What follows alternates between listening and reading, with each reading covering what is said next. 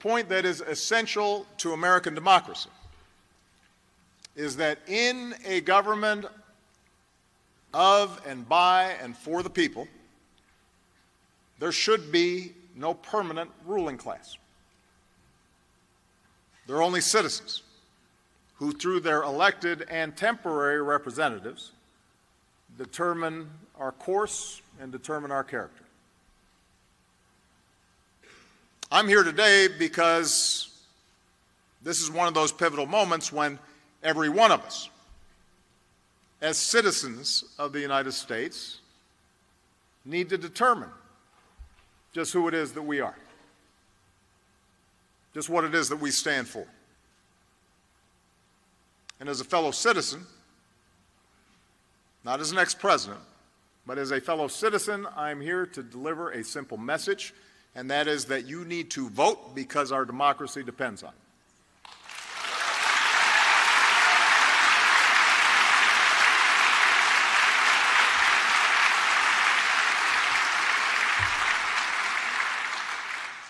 Now, some of you may think I'm exaggerating when I say this November's elections are more important than any I can remember in my lifetime. And I know politicians say that all the time. I have been guilty of saying it a few times, particularly when I was on the ballot.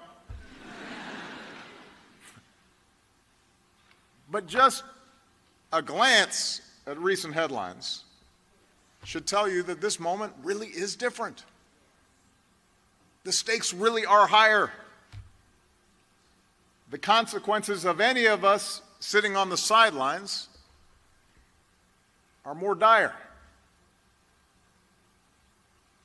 And it's not as if we haven't had big elections before or big choices to make in our history. The fact is, democracy has never been easy, and our founding fathers argued about everything. We waged a civil war. We overcame depression. We've lurched from eras of great progressive change to periods of retrenchment. Still, most Americans alive today, certainly the students who are here, have operated under some common assumptions about who we are and what we stand for. Out of the turmoil of the Industrial Revolution and the Great Depression, America adapted a new economy, a 20th century economy, guiding our free market with regulations to protect health and safety and fair competition, empowering workers with union movements, investing in science and infrastructure and educational institutions like U of I, strengthening our system of primary and secondary education, and stitching together a social safety net. And all of this led to unrivaled prosperity and the rise of a broad and deep middle class, in the sense that if you worked hard, you could climb the ladder of success. Now, not everyone was included in this prosperity. There was a lot more work to do. And so, in response to the stain of slavery and segregation and the reality of racial discrimination, the civil rights movement not only opened new doors for African Americans, but also opened up the floodgates of opportunity for women and Americans with disabilities and LGBT Americans. Others to make their own claims to full and equal citizenship. And although discrimination remained a pernicious force in our society and continues to this day, and although there are controversies about how to best ensure genuine equality of opportunity, there's been at least rough agreement among the overwhelming majority of Americans that our country is strongest when everybody's treated fairly. when people are judged on the merits and the content of their character, and not the color of their skin, or the way in which they worship God, or their last names. And that consensus then extended beyond our borders. And from the wreckage of World War II, we built a post-war web architecture, system of alliances and institutions to underwrite freedom and oppose Soviet totalitarianism and to help poorer countries develop. And American leadership across the globe wasn't perfect. We made mistakes. At times, we lost sight of our ideals. We had fierce arguments about Vietnam, and we had fierce arguments about Iraq. But thanks to our leadership, a bipartisan leadership, and the efforts of diplomats and Peace Corps volunteers, and most of all thanks to the constant sacrifices of our men and women in uniform, we not only reduced the prospects of war between the world's great powers, we not only won the Cold War,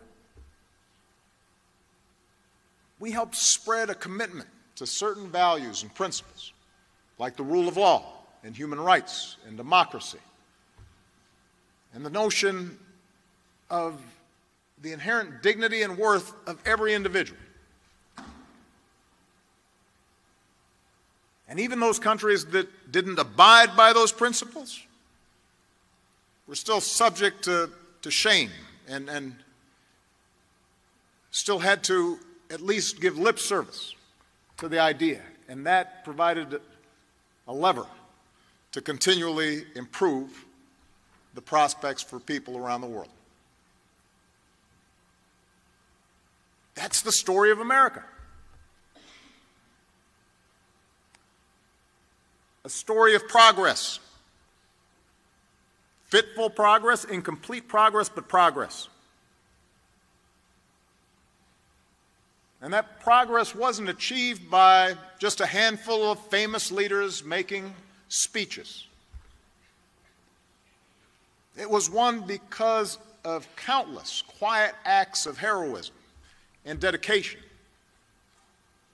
by citizens, by ordinary people, many of them not much older than you.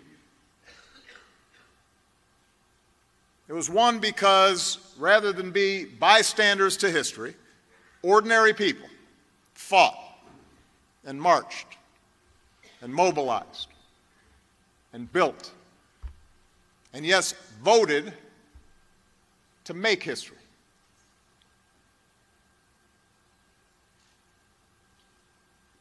Of course, there's always been another, darker aspect to America's story. Progress doesn't just move in a straight line. There's a reason why progress hasn't been easy, and why throughout our history, every 2 steps forward seems to sometimes produce 1 step back. Each time we painstakingly pull ourselves closer to our founding ideals, that all of us are created equal, endowed by our Creator with certain inalienable rights. The ideals that say every child should have opportunity, and every man and woman in this country who's willing to work hard should be able to find a job and support a family and pursue their small piece of the American dream. Our ideals that say we have a collective responsibility to care for the sick and the infirm, and we have a responsibility to conserve the amazing bounty, the natural resources of this country and of this planet for future generations. Each time we've gotten closer to those ideals, somebody somewhere has pushed back. The status quo pushes back. Sometimes the backlash comes from people who are genuinely, if wrongly, fearful of change. More often it's manufactured by the powerful and the privileged who want to keep us divided and keep us angry and keep us cynical, because that helps them maintain the status quo and keep their power and keep their privilege. And you happen to be coming of age during one of those moments. It did not start with Donald Trump. He is a symptom, not the cause.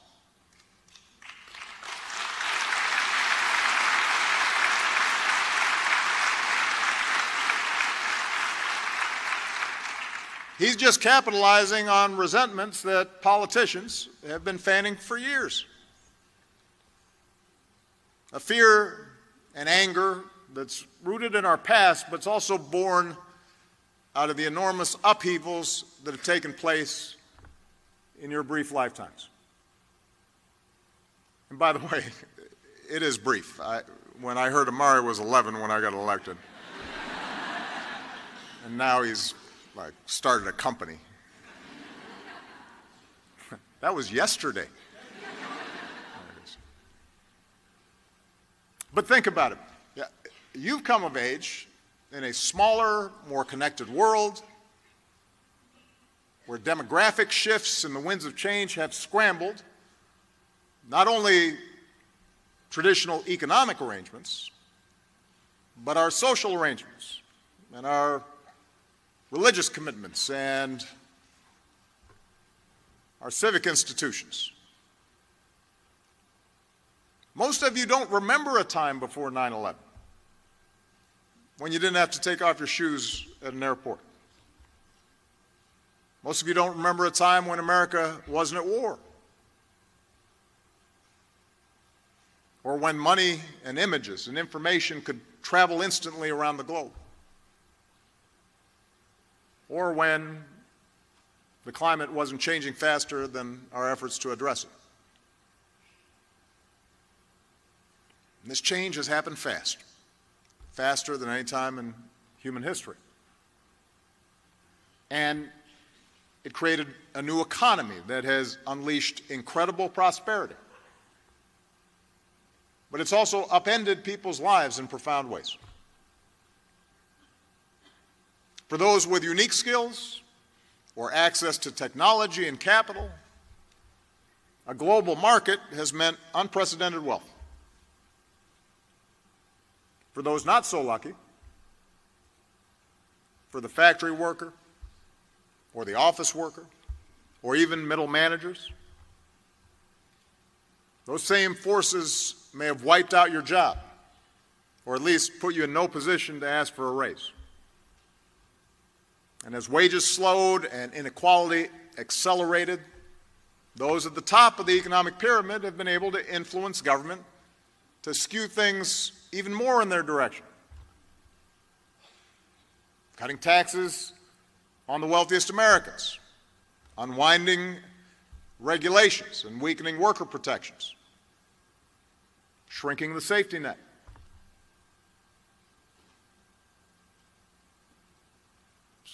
So you have come of age during a time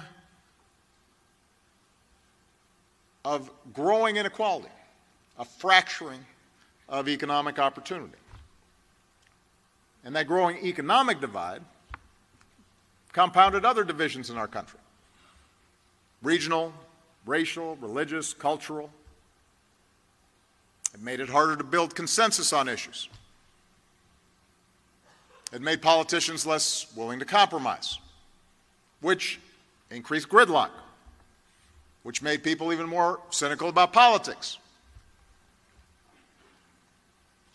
And then the reckless behavior of financial elites triggered a massive financial crisis 10 years ago this week. A crisis that resulted in the worst recession in any of our lifetimes and caused years of hardship for the American people. For many of your parents, for many of your families. Most of you weren't old enough to fully focus on what was going on at the time. But when I came into office in 2009, we were losing 800,000 jobs a month. 800,000. Millions of people were losing their homes. Many were worried we were entering into a second Great Depression. So we worked hard to end that crisis, but also to break some of these longer-term trends. And the actions we took during that crisis returned the economy to healthy growth and initiated the longest streak of job creation on record. And we covered another 20 million Americans with health insurance, and we cut our deficits by more than half, partly by making sure that people like me, who've been given such amazing opportunities by this country, pay our fair share of taxes to help folks coming up behind them.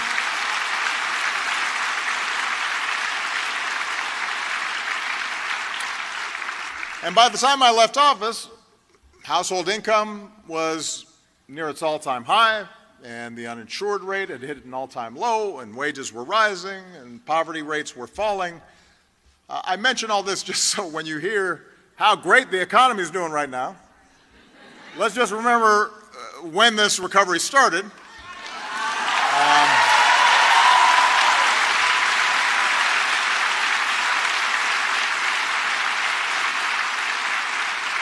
I mean, I'm glad it's continued, but when you hear about this economic miracle that's been going on, when the job numbers come out, monthly job numbers, and suddenly Republicans are saying it's a miracle, I have to kind of remind them, actually, those job numbers are the same as they were in 2015, and 2016, and anyway, I digress.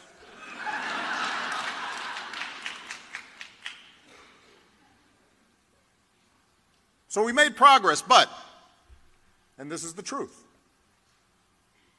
my administration couldn't reverse 40-year trends in only 8 years, especially once Republicans took over the House of Representatives in 2010 and decided to block everything we did, even things they used to support.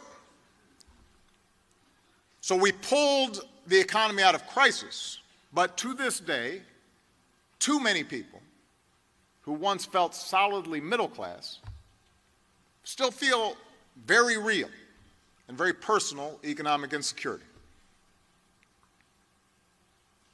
Even though we took out bin Laden and wound down the wars in Iraq and our combat role in Afghanistan and got Iran to halt its nuclear program, the world's still full of threats and disorder that come streaming through people's televisions every single day.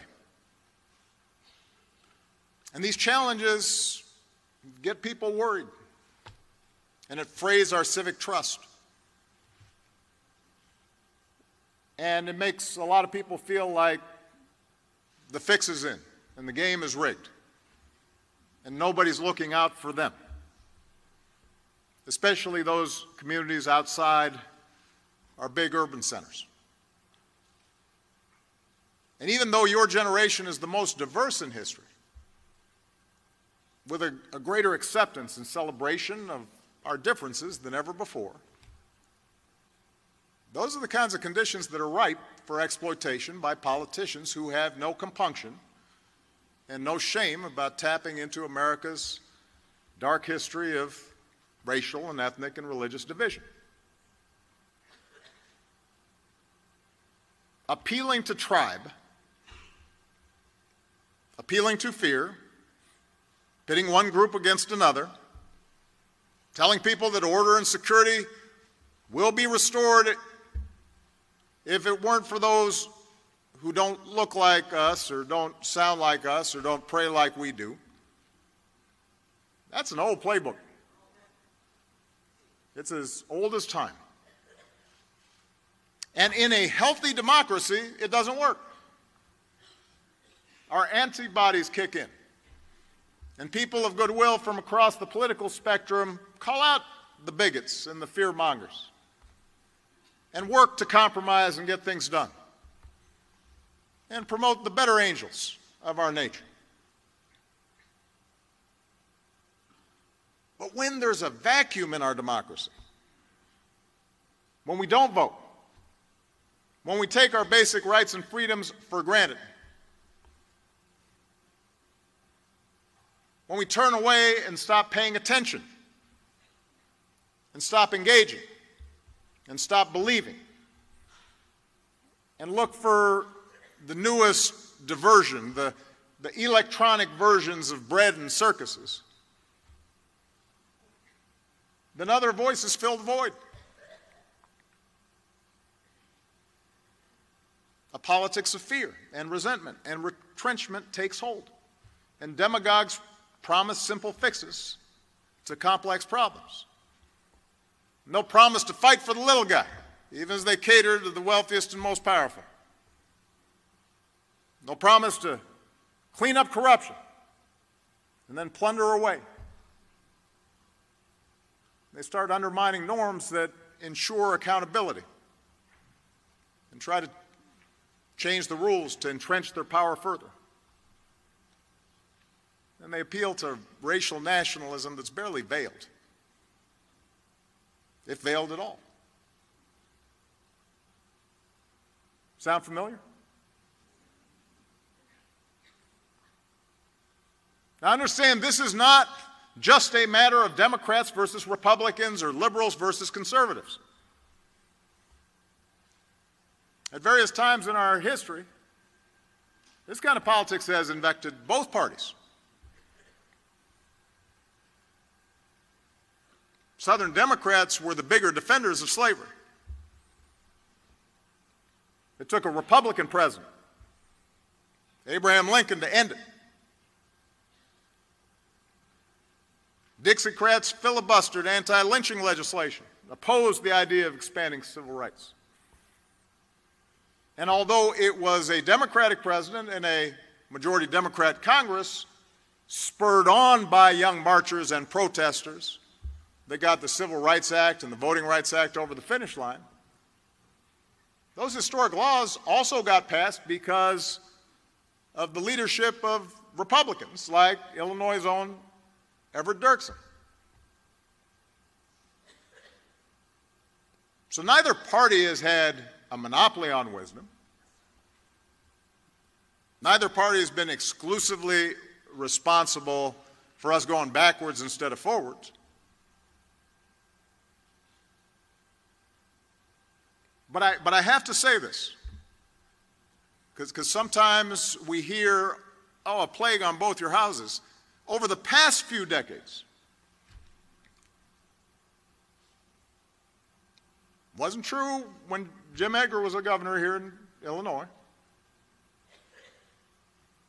or Jim Thompson was governor. Got a lot of good Republican friends here in Illinois. But over the past few decades, the politics of division and resentment and paranoia has unfortunately found a home in the Republican Party. This Congress has championed the unwinding of campaign finance laws to give billionaires outside influence over our politics, systematically attacked voting rights to make it harder for young people and minorities and the poor to vote, handed out tax cuts without regard to deficits,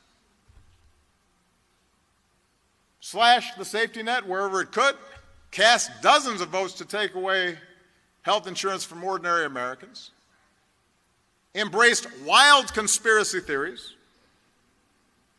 like those surrounding Benghazi or my birth certificate, rejected science, rejected facts on things like climate change, embraced a rising absolutism from a willingness to default on America's debt by not paying our bills to a refusal to even meet, much less consider, a qualified nominee for the Supreme Court because he happened to be nominated by a Democratic president. None of this is conservative.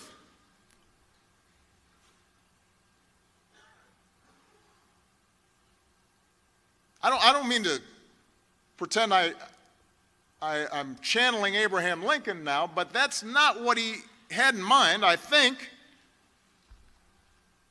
when he helped form the Republican Party. It's not conservative. It sure isn't normal. It's radical. It's a vision that says the protection of our power and those who back us is all that matters, even when it hurts the country. It's a vision that says the few who can afford high-priced lobbyists and unlimited campaign contributions set the agenda. And over the past 2 years, this vision is now nearing its logical conclusion. So that with Republicans in control of Congress and the White House, without any checks or balances whatsoever, they've provided another $1.5 trillion in tax cuts to people like me who I promise don't need it and don't even pretend to pay for them. It's supposed to be the party supposedly of fiscal conservatism. Suddenly, deficits do not matter. Even though just 2 years ago, when the deficit was lower, they said, I couldn't afford to help working families or seniors on Medicare because the deficit was an existential crisis. What changed? What changed? They're subsidizing corporate polluters with taxpayer dollars, allowing dishonest lenders to take advantage of veterans and students and consumers again. They've made it so that the only nation on earth to pull out of the global climate agreement, it's not North Korea, it's not Syria, it's not Russia or Saudi Arabia, it's us, the only country. There are a lot of countries in the world. We're the only ones.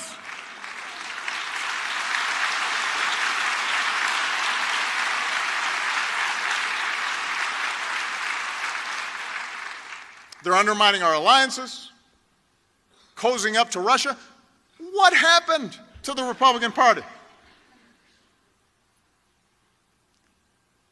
Its central organizing principle in foreign policy was the fight against communism, and now they're cozying up to the former head of the KGB, actively blocking legislation that would defend our elections from Russian attack. What happened? Their sabotage of the Affordable Care Act has already cost more than 3 million Americans their health insurance. And if they're still in power next fall, you better believe they're coming at it again. They've said so. Democracy, there's some checks and balances on this kind of behavior, this kind of inconsistency. But right now, there's nothing. Republicans who know better in Congress, and they're there, they're quoted saying, yeah, we know this is kind of crazy, are still bending over backwards to shield this behavior from scrutiny or accountability or consequence. Seem utterly unwilling to find the backbone to safeguard the institutions that make our democracy work. And by the way, the claim that everything will turn out okay because there are people inside the White House who secretly aren't following the president's orders, that is not a check. I'm being serious here. That's not how our democracy is supposed to work. These people aren't elected. They're not accountable. They're not doing us a service by actively promoting 90% of the crazy stuff that's coming out of this White House and then saying, don't worry, we're preventing the other 10%. That's not how things are supposed to work. This is not normal. So these are extraordinary times, and they're dangerous times. But here's the good news. In 2 months, we have the chance, not the certainty, but the chance, to restore some semblance of sanity to our politics.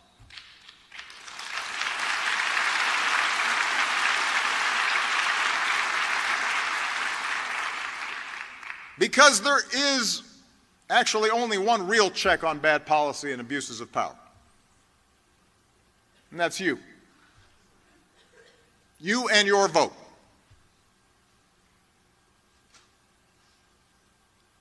Look, Americans will always have disagreements on policy. This is a big country. It is a raucous country. People have different points of view. I happen to be a Democrat. I support Democratic candidates. I believe our policies are better and that we have a bigger, bolder vision of opportunity and equality and justice and inclusive democracy. We know there are a lot of jobs young people aren't getting a chance to occupy or aren't getting paid enough or aren't getting benefits like insurance. It's harder for young people to save for a rainy day, let alone retirement. So Democrats aren't just running on good old ideas like a higher minimum wage. They're running on good new ideas like Medicare for all, giving workers seats on corporate boards, reversing the most egregious corporate tax cuts to make sure college students graduate debt-free.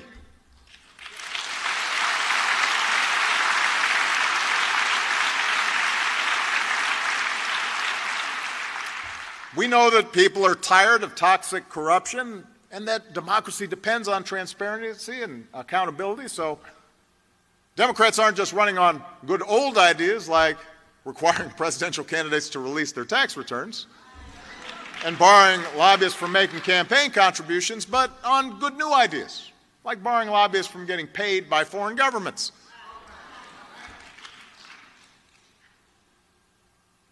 We know that climate change isn't just coming, it is here. So Democrats aren't just running on good old ideas like increasing gas mileage in our cars, which I did and which Republicans are trying to reverse, but on good new ideas like putting a price on carbon pollution. We know that in a smaller, more connected world, we can't just put technology back in a box. We can't just put walls up all around America. Walls don't keep out threats like terrorism or disease.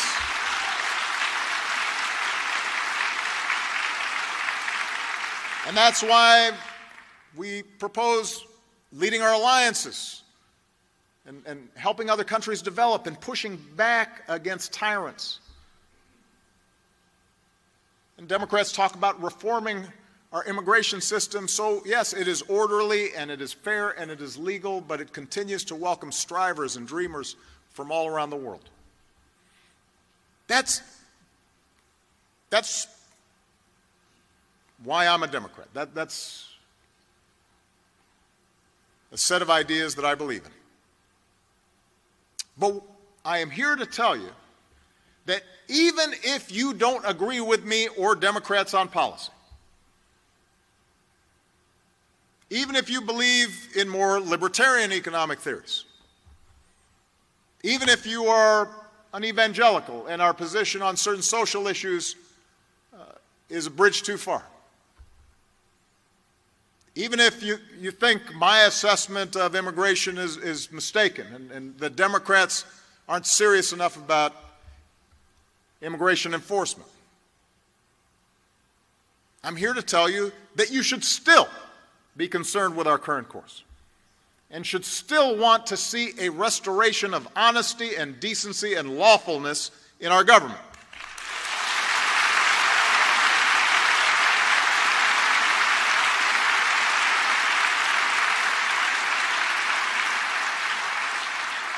It should not be Democratic or Republican. It should not be a partisan issue to say that we do not pressure the Attorney General or the FBI to use the criminal justice system as a cudgel to punish our political opponents.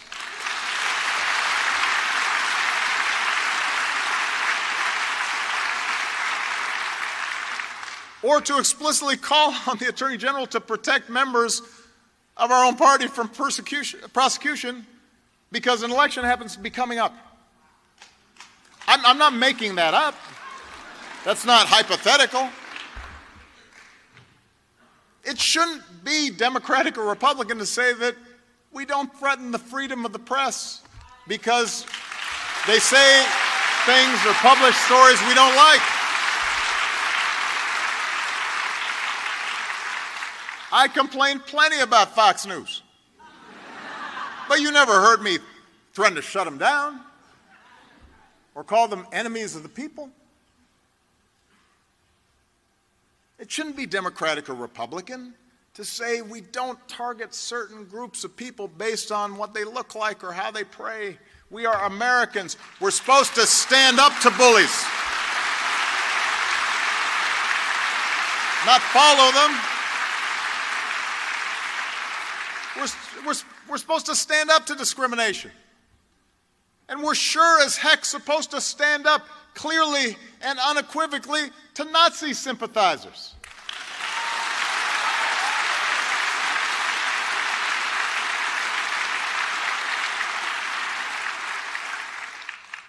How hard can that be, saying that Nazis are bad?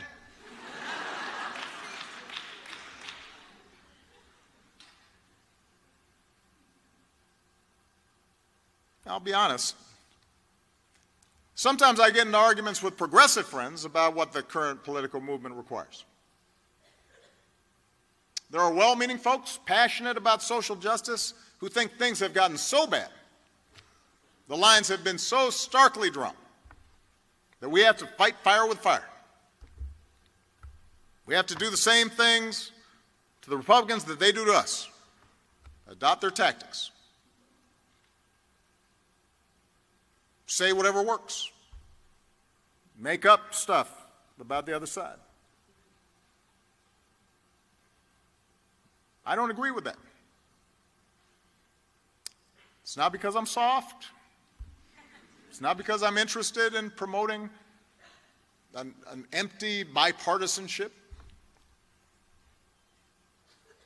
I don't agree with it because eroding our civic institutions and our civic trust, and making people angrier and yelling at each other and making people cynical about government, that always works better for those who don't believe in the power of collective action. You don't need an effective government or a robust press or reasoned debate to work when all you're concerned about is maintaining power. In fact, the more cynical people are about government, the angrier and more dispirited they are about the prospects for change, the more likely the powerful are able to maintain their power.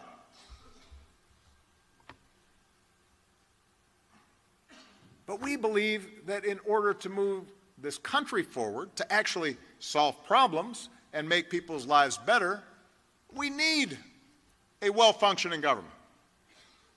We need our civic institutions to work. We need cooperation among people of different political persuasions. And to make that work, we have to restore our faith in democracy. We have to bring people together, not tear them apart.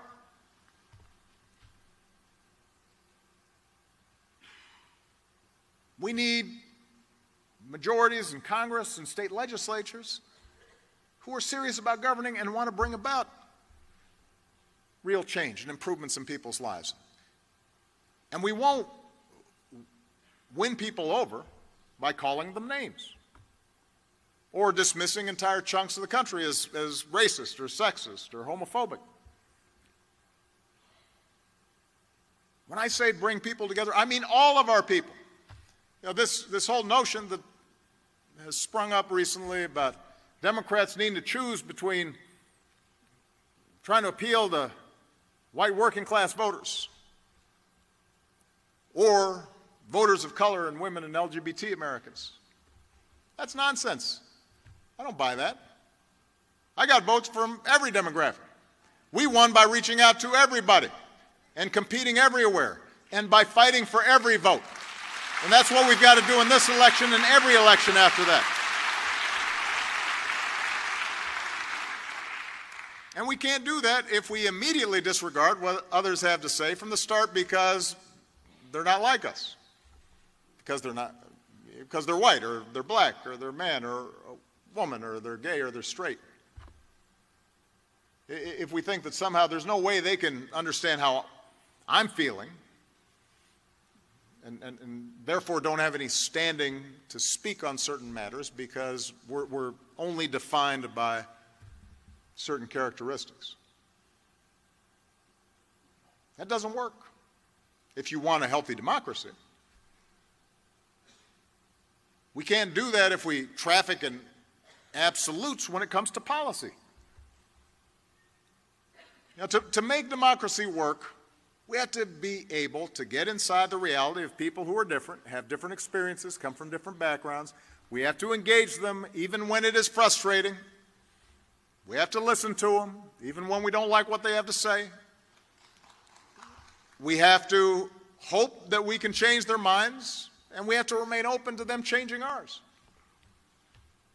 And that doesn't mean, by the way, abandoning our principles or caving to bad policy in the interests of maintaining some phony version of civility.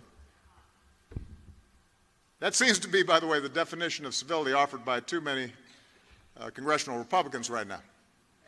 We will be polite so long as we get 100% of what we want and you don't call us out on the various ways that we're sticking it to people. And we'll click our tongues and issue vague statements of disappointment when the president does something outrageous, but we won't really actually do anything about it. That's not civility. That's abdicating your responsibilities. But again, I digress.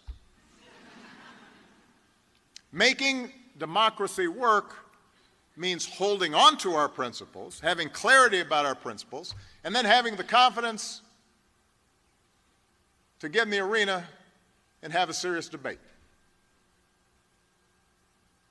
And it also means appreciating that progress does not happen all at once, but when you put your shoulder to the wheel, if you're willing to fight for it, things do get better. And let me tell you something, particularly young people here. Better is good. I used to have to tell my young staff this all the time in the White House. Better is good. That's the history of progress in this country. Not perfect, better. The Civil Rights Act didn't end racism, but it made things better. Social Security didn't eliminate all poverty for seniors, but it made things better for millions of people. Do not let people tell you the fight's not worth it because you won't get everything that you want. The idea that, well, you know, there's racism in America, so I'm not going to bother voting. No point. That makes no sense. You can make it better.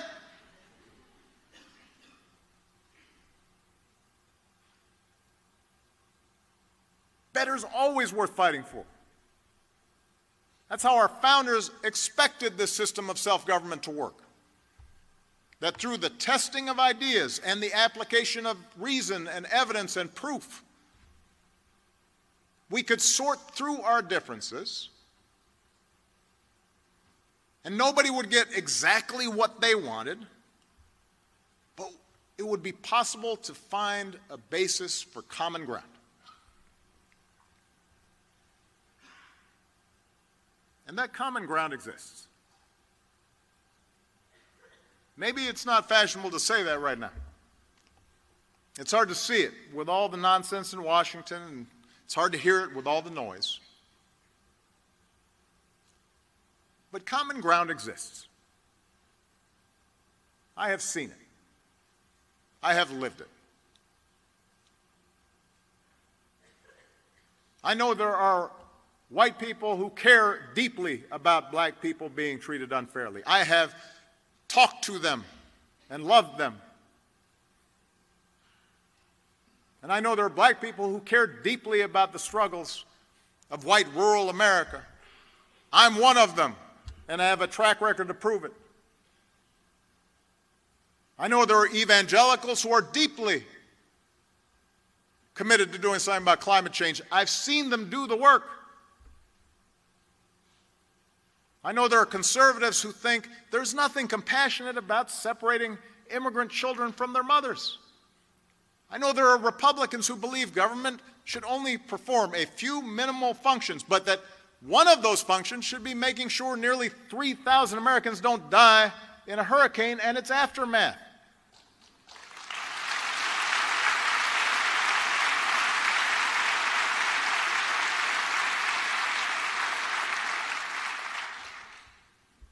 Common ground's out there. I see it every day. Just how people interact, how people treat each other. You see it on the ball field. You see it at work.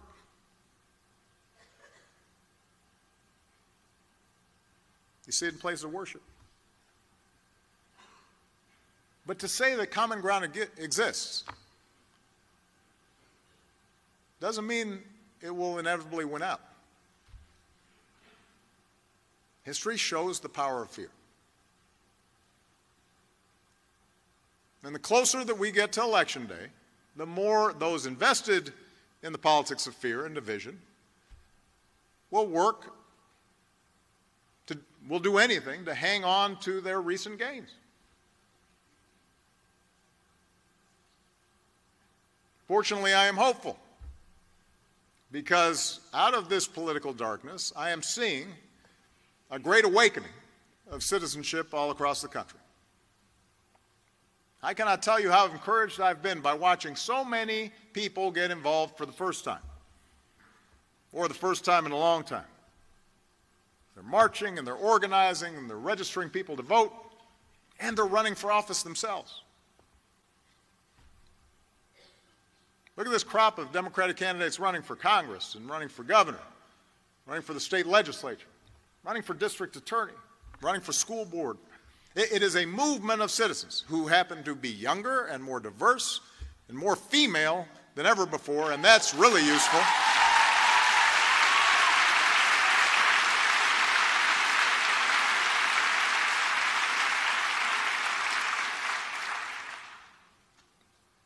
We need more women in charge.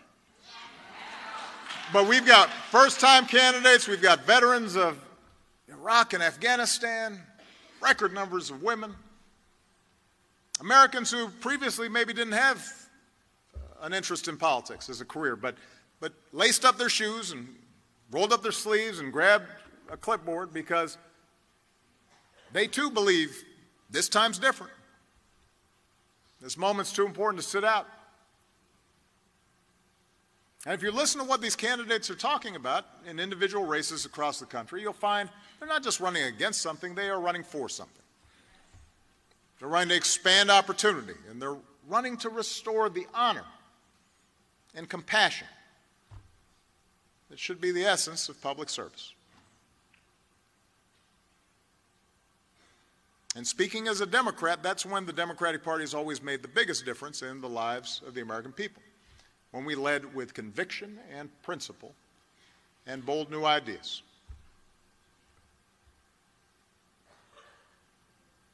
The antidote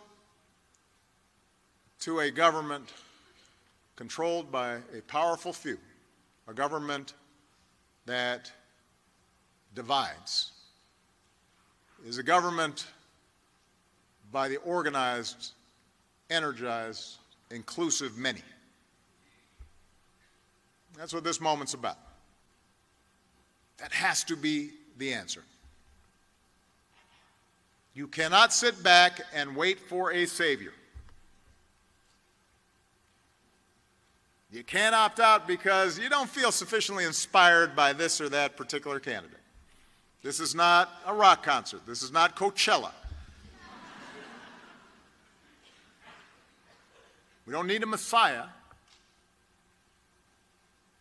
All we need are decent, honest, hard-working people who are accountable and who have America's best interests at heart.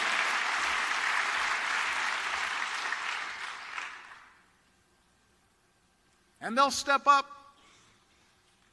and they'll join our government, and they will make things better if they have support.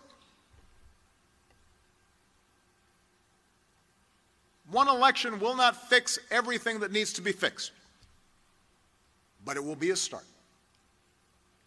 And you have to start it. What's going to fix our democracy is you.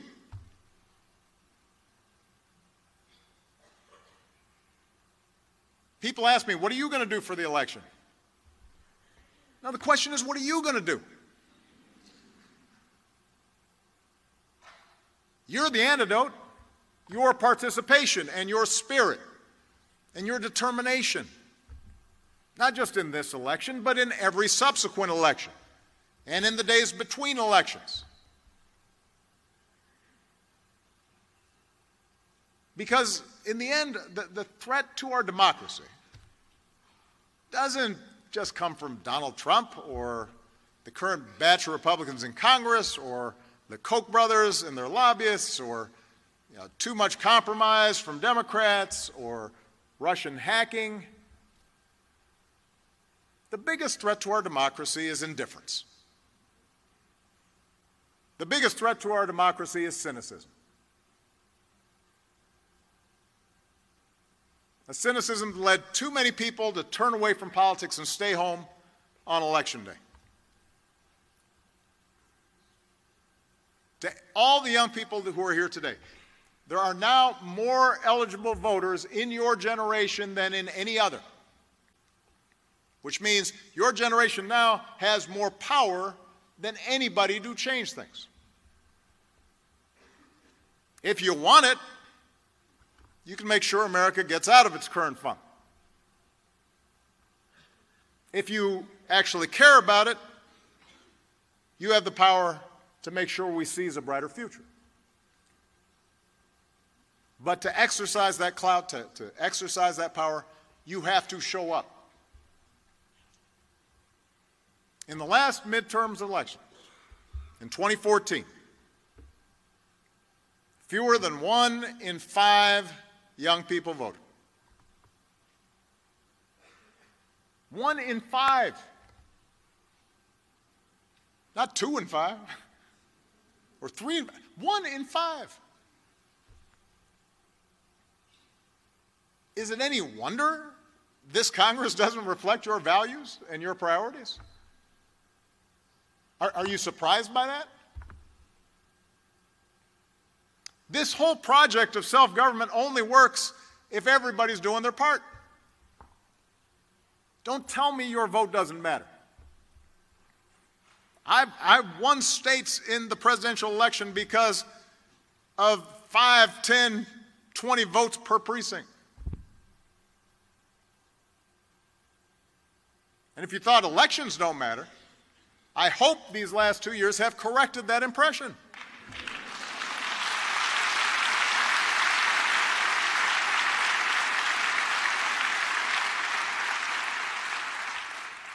So if you don't like what's going on right now, and you shouldn't, do not complain. Don't hashtag. Don't get anxious. Don't retreat. Don't binge on whatever it is you're binging on. Don't lose yourself in ironic detachment. Don't put your head in the sand. Don't boo. Vote. Vote.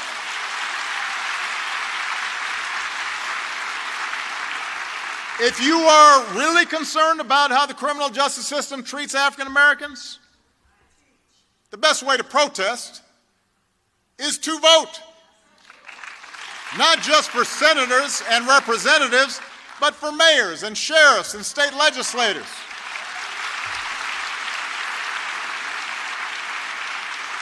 do what they just did in Philadelphia and Boston and elect state's attorneys and district attorneys who are looking at issues in a new light, who realize that the vast majority of law enforcement do the right thing in a really hard job. And we just need to make sure all of them do. If you're tired of politicians who offer nothing but thoughts and prayers after a mass shooting, you've got to do what the Parkland kids are doing. Some of them aren't even eligible to vote yet. They're out there working to change minds and registering people. And they're not giving up until we have a Congress that sees your lives as more important than a campaign check from the NRA. You've got to vote.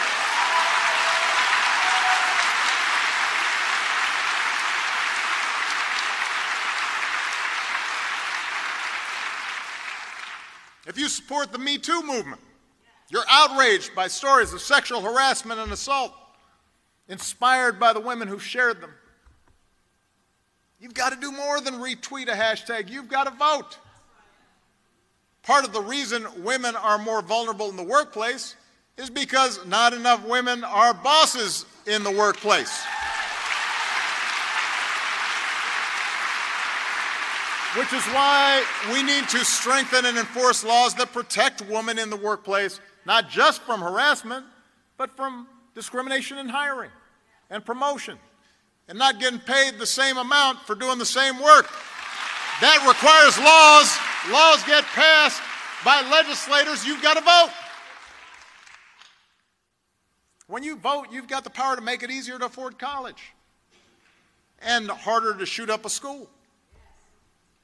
When you vote, you've got the power to make sure a family keeps its health insurance. You could save somebody's life. When you vote, you've got the power to make sure white nationalists don't feel emboldened to march with their hoods off or their hoods on in Charlottesville in the middle of the day.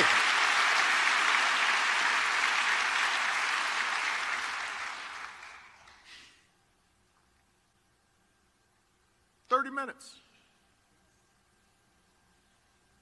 30 minutes of your time. Is democracy worth that?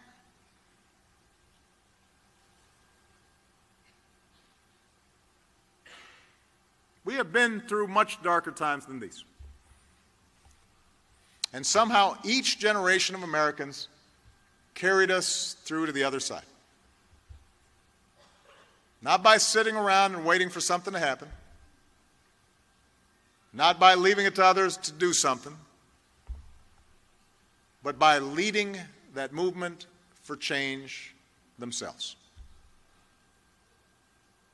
And if you do that, if you get involved and you get engaged and you knock on some doors and you talk with your friends and you argue with your family members and you change some minds and you vote, something powerful happens. Change happens. Hope happens. Not perfection. Not every bit of cruelty and sadness and poverty and disease suddenly stricken from the earth. There'll still be problems, but with each new candidate that surprises you with a victory that you supported, a spark of hope happens. With each new law that helps a kid read or helps a homeless family find shelter or helps a veteran get the support he or she has earned. Each time that happens, hope happens. With each new step we take in the direction of fairness and justice and equality and opportunity, hope spreads. And that can be the legacy of your generation. You can be the generation that at a critical moment stood up and reminded us just how precious this experiment in democracy really is. Just how powerful it can be when we fight for it, when we believe in it. I believe in you. I believe you will help lead us in the right direction, and I will be right there with you every step of the way. Thank you, Illinois. God bless you. God bless this country we love. Thank you.